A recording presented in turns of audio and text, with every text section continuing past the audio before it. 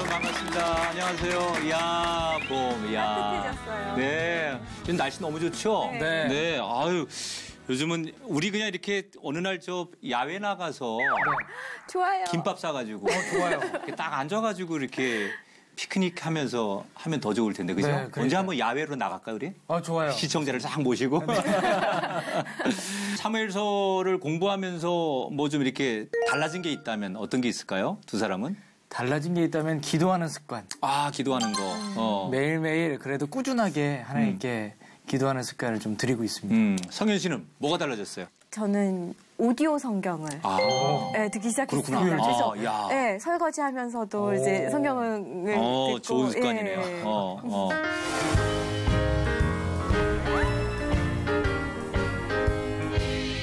제일 우리가 관계 속에서 인간관계 속에서 가장 가까운 게 혈연의 관계잖아요. 가정이라고 하는 것은 우리가 뭐 흔히 피는 물보다 진하다 이렇게 얘기하듯이 가장 인간관계 속에 가까운 관계가 가족들인데 이 가족의 관계라는 게 좋을 때도 있고 또 가족이 있기 때문에 아플 때도 있어요.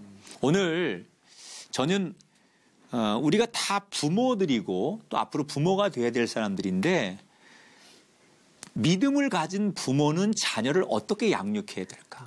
이걸 한번 우리가 오늘 말씀을 통해서 다뤄봤으면 좋겠다. 이 주제를 가지고 얘기할 건데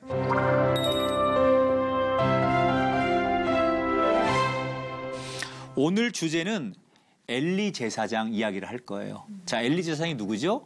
사무엘을 데려다가 잘 양육하고 키운 사람이 엘리 제사장이에요. 이 당시에는 제사장이 단순히 성직자의 개념을 넘어서 정신적인 리더예요. 그리고 그 시대에 가장 그 지역에서 영향력이 큰 사람이에요. 그러니까 제사장은 단순히 종교적 지도자를 넘어서서 그 당시 모든 사람들의 하나의 그 바라봄의 대상, 가장 큰 상징적인 대상이 제사장이었는데 이 엘리 제사장이 처음엔 잘했습니다. 그런데 나이가 먹어가면서 오늘 본문에 이 제사장에게 문제가 생겨요. 어떤 문제가 생기느냐? 이 제사장에게 아들이 둘이 있어요. 그 아들이 홈니와 비느하스라고 하는 아들이 있습니다. 근데 여러분 이스라엘의 지파 가운데 레위 지파 들어보셨어요? 레위 지파. 네. 레위 지파는 뭐 하는 게 레위 지파죠? 제사. 그렇죠. 하나님의 성전에서 그 제사를 드리고 하나님의 성전을 관리하는 제사를 드린다거나 그 성전에 관계된 모든 일을 하는 사람들이 레위 지파예요. 근데 이 레위 지파는 굉장히 그 긍지가 있고 하나님의 축복의 상징이라고 여기는 지파가 레위 지파입니다. 이 레위 지파가 그 만들어지게 된 배경은 이스라엘이 그 막 광야에서 방황을 할 때 그 시내산에서 이스라엘 다른 지파들이 다 우상을 섬깁니다. 근데 그때 유일하게 우리가 하나님 앞에 어찌 하나님을 놔두고 우상을 섬길 수 있느냐? 그러면서 다른 지파가 금송아지를 만들어서 우상을 섬길 때 그것을 잘못됐다고 꾸짖는 일을 했던 지파가 레위 지파예요. 그래서 모든 사람이 타락할 때 타락하면 안 된다고 앞장섰던 지파가 레위 지파거든요. 그때 하나님께서 이 레위 지파를 축복하시죠. 그래서 너희는 구별된 지파. 이스라엘의 12지파 가운데 너희는 특별히 내가 더 축복하고 구별하고 가까이서 일하는 지파로 삼겠다고 해서 구별된 지파가 레위 지파예요. 여러분 나중에 레위 지파는 그 가나안 땅에 들어가서 땅을 분배받을 때 다른 지파는 다 땅을 분배받아요. 그런데 레위 지파는 땅을 분배받지 못해요. 그러면 인간적으로 생각할 때는 하나님 앞에 가장 축복을 받아야 될 레위 지파가 땅을 분배받지 못하면 손해본 것 같잖아요. 네. 근데 하나님의 의도는 어떤 거였느냐? 너희들의 최고의 재산이 땅이 아니라 나다. 저는 우리가 그리스도인이 이 긍지를 가지고 살아야 된다고 생각해요. 아멘. 너희들은 땅이 재산이 아니라 여호와 내가 너희의 최고의 재산이다. 아멘. 그 엘리 제사장 집안에 우환이 생깁니다. 그 우환이 어떤 거냐? 바로 자식들로 인해서 생기는 문제. 그러니까 하나님이 그 집안을 축복하셨는데 마지막에 무너지는 게 어디서 무너지느냐? 자식들 때문에 무너진다는 거예요. 그러니까 우리가 아무리 내가 잘해도 자식을 잘 세워놓지 못하면 그건 반만 성공한 거예요. 그래서 우리가 정말 중요한 것은 나도 잘 돼야 되지만 내가 축복받아야 되지만 내 자식 세대가 잘 되게 하는 것. 그것이 부모가 또 다른 반쪽의 인생을 사는 것이다. 자, 이 홈니와 비느하스라는 두 아들이 있었는데 성경에서 이 엘리 제사장의 두 아들을 딱 한마디로 평가합니다. 자, 12절에 보면 이런 말이 나와요. 따라합시다. 행실이 나빠. 행실이 나빠. 이 말은 굉장히 쓸모없고 무가치한 인생을 사는 사람이다. 이런 걸 표현하는 거예요. 뭐 다 소개는 못해도 이 아들들이 어떤 잘못을 하느냐. 아버지가 성직자잖아요. 그런데 성전에 헌금을 훔칩니다. 헌금을 훔쳐가지고 그걸 흥청망청 쓰고 술을 마시고 여자들과 성적 타락을 하고 뭐 하여튼간 이방 종교 흉내를 내고 하여튼간 하지 말아야 될 못된 짓은 일반인보다 더 많이 하는 사람들이 바로 엘리 제사장의 두 아들이었어요. 그래서 딱 성경에는 이 두 아들이 아주 행실이 너무너무 나쁘다라고 이렇게 단정을 짓습니다. 그러니까 아버지가 제사장이니까 아들들도 제사장이잖아요. 요즘 말로 말하면 신학대학을 나온 거예요. 신학교는 나왔는데 신앙은 전혀 없는 사람. 주변에 혹시 친구 중에 그런 사람이 있어요? 제 친구 중에 같이 신학을 공부한 친구 중에 부모님의 서원 때문에 신학교를 왔어요. 근데 자기는 전혀 신앙이 없는 거예요. 그 너무 갈등하는 거야. 내가 신학대학을 왔는데 부모님의 서원 때문에 할 수 없이 오긴 왔지만 나는 신앙이 없다. 그리고 나는 그럴 마음이 없다. 그래서 결국은 그 친구는 나중에 신학대학을 졸업하고 공무원 시험을 봐가지고 세무 공무원이 됐어요. 그래서 내가 사개오야 그래 지금. 사실 그런 사람이 많거든요. 신학교는 나왔지만 신앙과 소명이 없어서 공부하는 사람. 또 우리 직분 가운데 집사는 됐지만 전혀 사실은 그런 자신의 신앙과 가치가 없이 직분을 받아서 헌신하는 분들도 굉장히 많거든요. 딱 이게 엘리 제사장의 두 아들이 그런 사람이었어요. 그러니까 이게 저는 이제 모태신앙인들이 갖는 불행 중에 하나라고 생각해요. 우리 성현 씨가 모태신앙이냐고 그랬죠. 네. 모태신앙인으로서 좋은 게 있다면 뭐가 있을까요? 주변에 큰 유혹들이 많아요. 특히 이제 이쪽 저희 연예계에 있다 보니까 어둠의 손길 언니들이 막 어두운 데서 놀자 그러고 그런데 쉽게 어둠에서 놀자 그런 거 어디를 얘기해요? 뭐 춤추는 거, 밤늦게 춤추는 거. 네. 우선 안 가보셨죠? 못 가봤죠. 데리고 가려고요?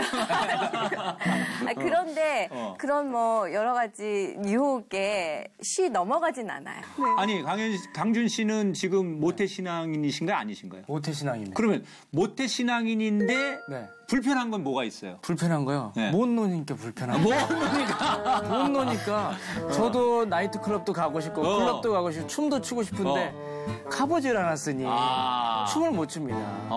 지금은 너무나도 감사하지만 그 당시에는 그때는. 아이들과 어울릴 수가 없어서 사실 모태신앙인들이 좋은 거는 사실 나를 위해 기도해주고 주변에서 격려해주고 분위기라는 게 참 은혜스러운 분위기를 만들어주니까 혹시 내가 조금 게을러도 다 함께 가정 예배 드리자, 뭐 교회 가야 된다. 이렇게 되면 굉장히 이제 그 신앙이 묻어서 가고 큰 어려움 없이 가는데 모태신앙인의 가장 큰 단점이라고 하면 자기가 간절함이 없는 거예요. 맞아요. 뭔가 이렇게 결정적인 사람이 굴곡도 좀 있고 고난도 있고 그래서 스스로 하나님을 막 부르짖고 찾아보는 그런 것들이 있어야 되는데 모태신앙은 되게 평탄하게 오다 보니까 그런 굴곡이 없어서 별로 드라마틱한 이런 영적인 이야기가 없다 보니까 좀 아쉬움들이 있는 게 또 되게 다 그런 건 아니지만 모태신앙인들이 갖는 또 단점 중에 하나인데 이 엘리 제사장의 두 아들이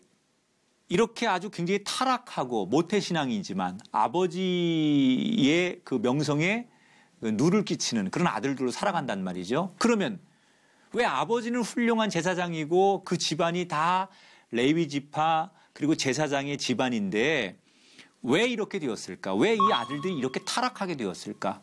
그 이유를 17절에 설명하고 있어요. 이 두 아들들이 타락하는 이유를 17절에 설명하죠. 자, 이 소년들의 죄가 여호와 앞에 심히 크면 그들이 여호와의 제사를 멸시함이었더라. 따라합시다. 여호와의 제사를 멸시함이더라.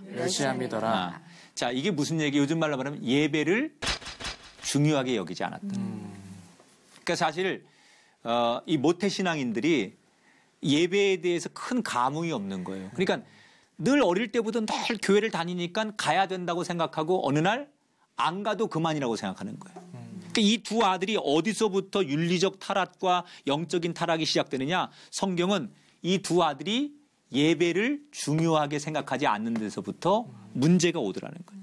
사실 여러분, 큰 강둑이 무너질 때는 조그만 이렇게 틈이 생기면서 강둑이 무너지는 거거든요. 비가 새거나 가스가 새는 것도 조그만 구멍이 생겨서 그곳을 비집고 들어오면서 결국은 더 큰 문제가 생기는 거거든요. 그러니까 영적으로 무너지는 대부분의 원인들 가운데 하나가 뭐냐면 당연히 있어야 될 예배의 자리에 서지 않을 때. 그러니까 우리가 자기를 점검해보는 가장 좋은 영적인 점검표 중에 하나가 내가 요즘 예배에 소홀하고 있지는 않은가. 내가 예배에 뭔가 집중력을 잃고 있는 건 아닌가. 예배를 소홀히 여기는 건 아닌가. 이것이 지금 엘리 제사장의 두 아들에게 딱 평가가 내려진 거거든요. 예배를 소홀히 하면서 그들의 타락이 시작됐다는 거예요. 그러니까 자기가 나중에는 제사장이라는 것도 부인하는 거예요. 여러분, 사람이요, 하나님 앞에 예배를 드리지 않으면 자기 존재를 잊어버리게 돼요. 우리가 며칠만 햇빛을 보지 않으면 햇빛이 없으면 우리가 살 수 없는 것처럼 물고기가 물 없으면 못 살잖아요. 그런 것은 우리가 날마다 하나님 앞에 나와서 예배해야만 하나님의 존재를 아는데 예배를 안 하게 되면 하나님의 존재를 스스로 잊어버리게 돼요.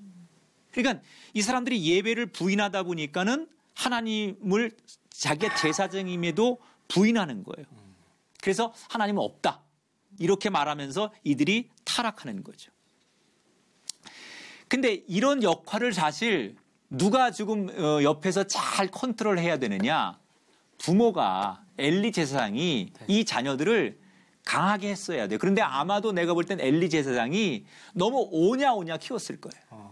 그래서 이 두 아들들이 아버지는 유명하지만 그 신앙의 교육을 혹독하게 제대로 못 받았기 때문에 타락하게 되는 거죠. 예를 들자면 예배를 안 드렸어요? 그러면 다른 건 다 용납해도 예배를 드리지 않은 거에 대해서는 정말 심각하게, 때로는 엄하게, 그리고 꾸짖거나 또 조언했다면 이 아들들이 예배의 그 어떤 소중함을 알았을 텐데 그런 것을 아버지가 하지 않았다는 거죠. 유명한 그 잡지책 가운데 리더스 다이제스트라고 하는 잡지가 있잖아요. 여기서 2000년도 초반에 이런 실험을 했대요. 전 세계 한 30나라 정도를 선정해 놓고 어떤 나라가 제일 정직할까 이런 실험을 합니다. 그 실험 방법은 지갑에다가 현금을 집어넣고 거기에다가 그 사람의 신분증을 같이 집어넣어요. 그리고 일부러 길거리에 떨어뜨리는 거예요. 그리고 사람들이 이 지갑을 주웠을 때 주인에게 얼마나 정직하게 찾아주는지. 그냥 지갑을 보면 현금이 있고 지갑 안에 신분증이 있으니까 이 지갑이 누구 건지 다 알잖아요. 그래서 얼마나 정직한가 이거를 실험하는 거예요. 1위가 어디 나왔느냐? 북유럽의 노르웨이가 나왔어요. 덴마크가 1위였어요.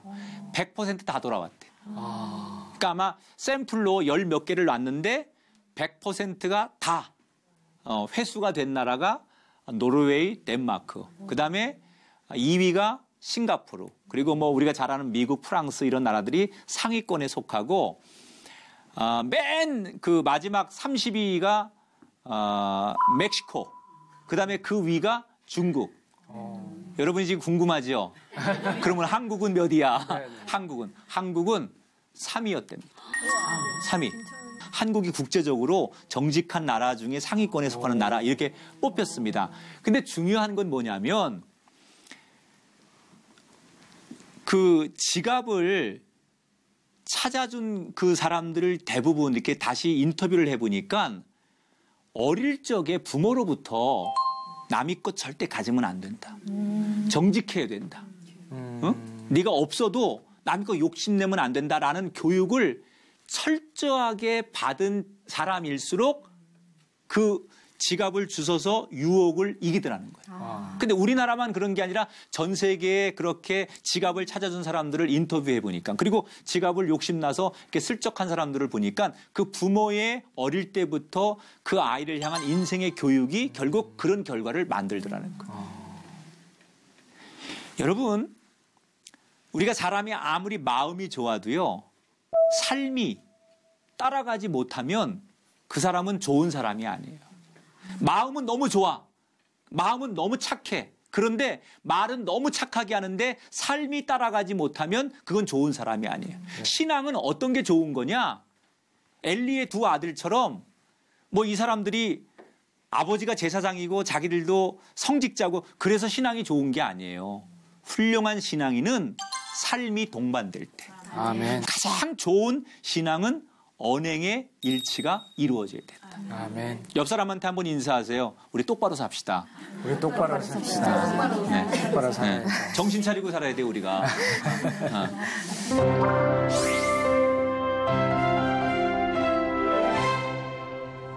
엘리의 이 두 아들이 지금으로 말하면 이제 모태신앙이잖아요. 그러면 모태신앙은 예배에 익숙하고 성전에 익숙하고 그리고 이 교회 문화에 익숙한 거예요. 그런데 이 두 아들이 왜 타락했을까? 여러분, 사람은 교육이 없으면 절대로 사람은 발전할 수 없어요. 그래서 모든 문명은 교육을 통해서 변화하고 교육을 통해서 발전하는 거예요. 신앙도요, 우리가 교회만 다닌다고 좋은 신앙이 아니라 교육받아야 돼요. 그러니까 훈련받고 자기가 자꾸 말씀 앞에서 자기를 깨트리는 일이 있어야 되는데, 이 두 아들이 아버지가 목사고 자기들도 신학교를 나왔으니까 성직자니까 그냥 자기들의 신분만 믿고 본질적인 교육을 안 하는 거예요. 저는 믿음 없이도 얼마든지 교회를 거룩하게 다닐 수 있다고 생각해요. 성경에 대해서 자세히 알면서도 믿음 없이 살 수 있어요. 성경은 많이 알지만 전혀 믿음 없이 살 수 있어요. 그래서 가장 많은 타락이 저는 오히려 교회를 안 다니는 사람들이 아니라 교회를 다니는 사람 가운데 나올 수 있다고 생각해요. 우리 주변에 보면 그런 사람 많습니다. 교회를 분명히 열심히 다니는데 가장 타락을 많이 해요. 누구 생각나는 사람 있나 봐요. 제 자신이죠.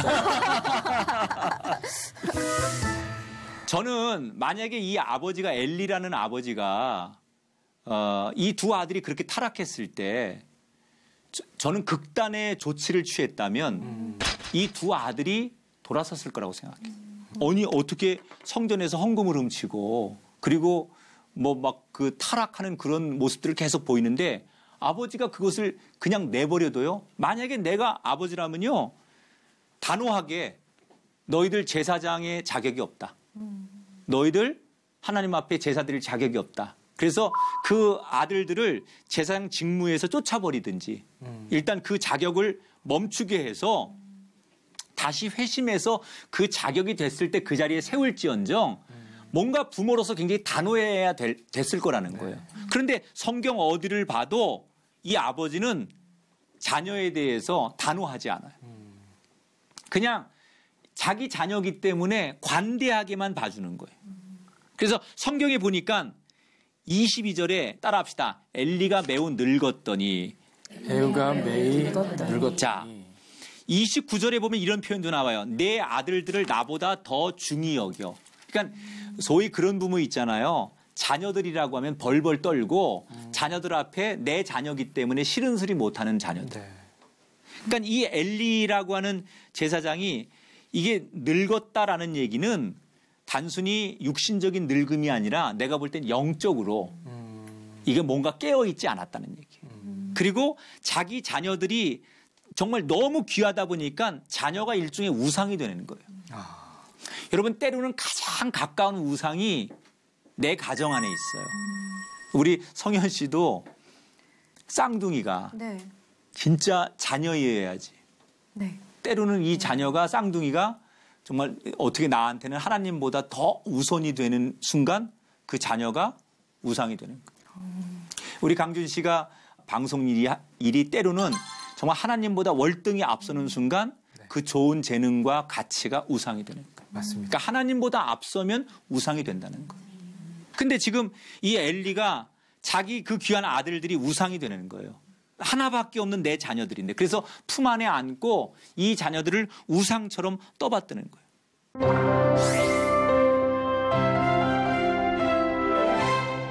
하나님께서 드디어 이 엘리 제사장의 가정을 치시지요. 자, 혹독한 두 가지의 심판을 내려요. 첫째, 엘리 제사장 가문의 모든 사람들을 대대로 젊은 나이에 죽게 만듭니다.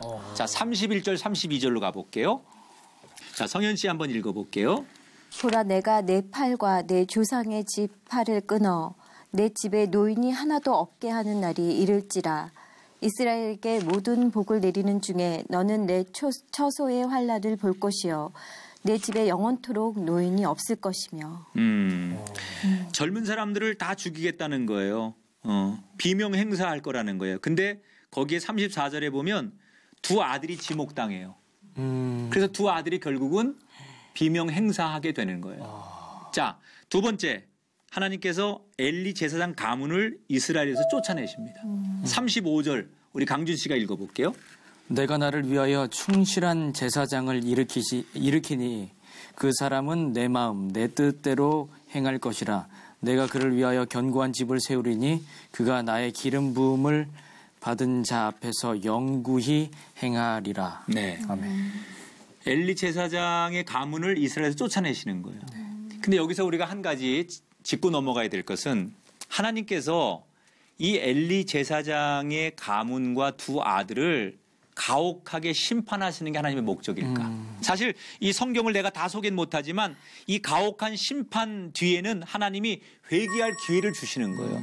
다시 너희들이 돌아오면 그 자리에서 존귀하게 쓰임받을 수 있는 기회를 주신다는 거예요. 제가 대표적인 얘기 하나 하고 말씀을 마칠게요. 여러분 옛날에 그 두 사람 그 코닥 필름이라고 아세요? 네. 네. 알아요? 네. 그러면 세대가 좀 오래된 세대인데. 티가 났네요. 이 코닥이라는 회사가 1881년도에 세워진 회사인데 100년이 넘는 대단히 오래된 회사예요. 그런데 이 회사가 1980년대 이후에 90년대 들어서 파산이 됩니다. 코닥이라는 회사가. 전 세계에서 필름을 제일 많이 팔던 회사인데 이 회사가 하루아침에 지구상에 사라집니다. 왜 사라지느냐? 그 1975년도에 디지털 카메라가 개발이 돼요. 그래서 이제 필름이 없어지게 되잖아요. 근데 이 디지털 카메라를 그 당시에 누가 처음에 개발하냐면 코닥 필름의 연구원이 개발을 합니다.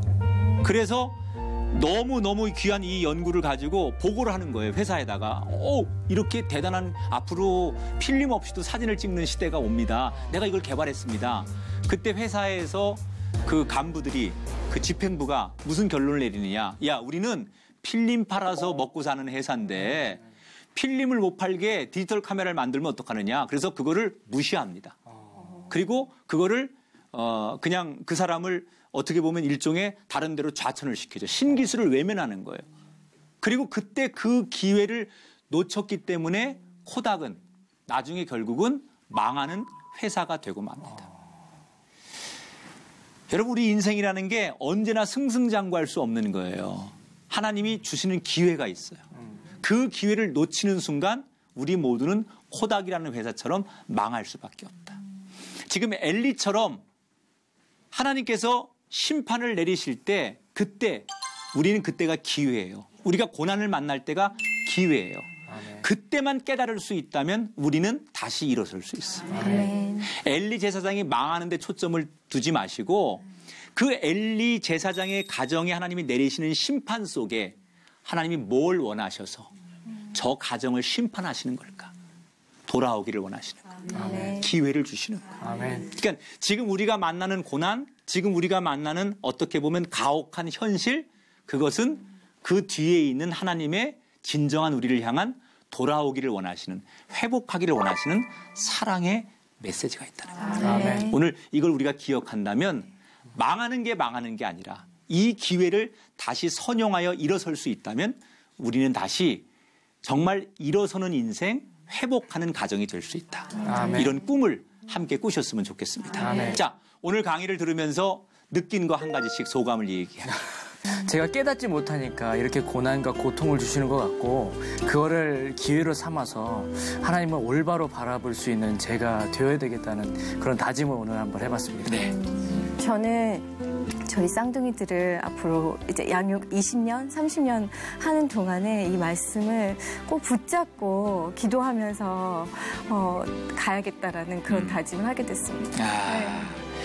오늘 이 메시지를 들은 사람들에게는 새로운 기회가 온 겁니다. 아멘. 따라합시다. 내 운명을 내 운명을 바꿀 수 있는 기회가 바꿀 수 있는 기회가 찾아왔습니다. 찾아왔습니다. 네. 그냥 엘리 제사장처럼 끝나지 말고 다시 한번 하나님이 주는 그 가혹한 심판 앞에 돌아설 수 있는 그 기회로 우리는 만드는 그 사람이 되었으면 좋겠습니다.